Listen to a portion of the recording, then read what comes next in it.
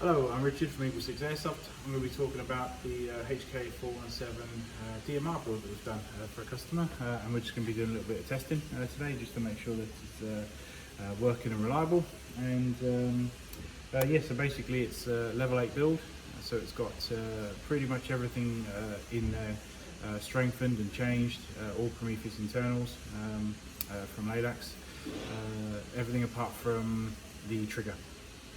So we've just left that as a standard, but obviously everything else internally is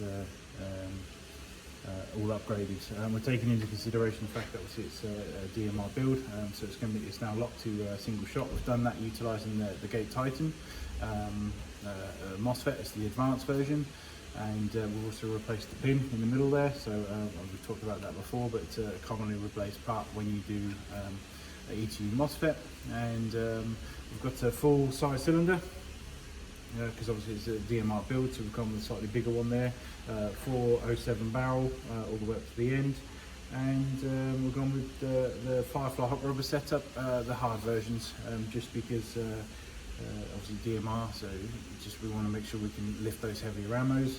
And Dean's mod on the back, so just the Dean's mod there, so it just changes the sort of wireless system that TM uses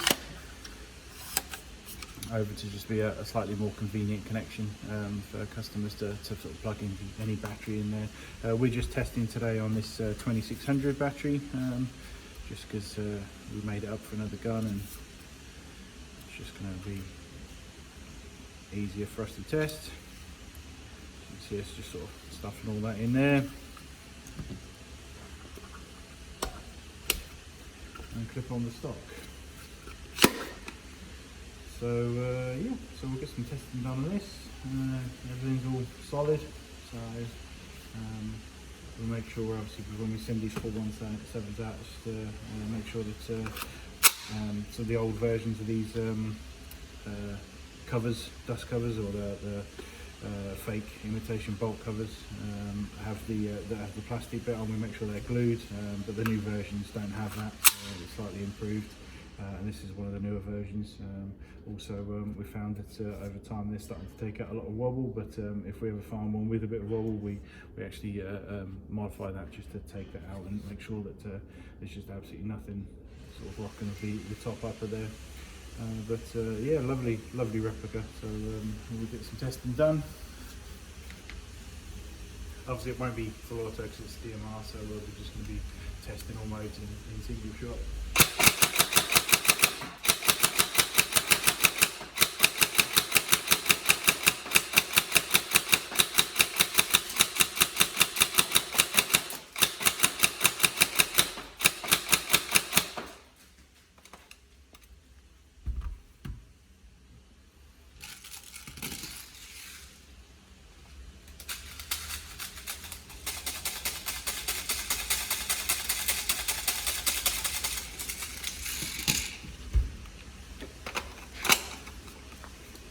As you can see, the trigger response is really good, considering it's at 400 FPS this one is on 2s.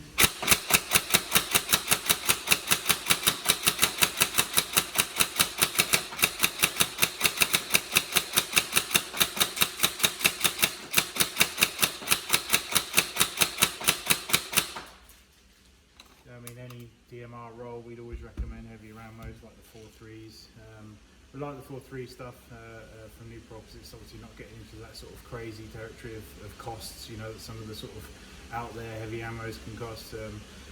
But you know, it's more than double the weight of sort of standard 2 ammo. So, but essentially, yeah, anybody doing a DMR roll, we always recommend heavier. So, but we kind of, you know, we know that this one can run on 3.2s, but that'd be about the minimum we'd recommend.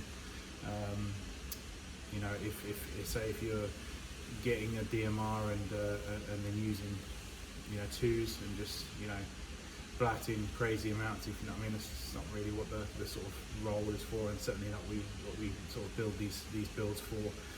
So like I say, we'd recommend minimum of 3.2, but go heavier. and yeah, take a hit in terms of speed to target, but you know you're going to hold up better in the wind, it's going to travel further, and like I say, you are playing a role. So even though we've built it with the ability to spam that trigger, you know, the heavier you go, the higher the cost of shots, so therefore the more it's going to restrict you from kind of, you know, like I say, spamming crazy amounts. So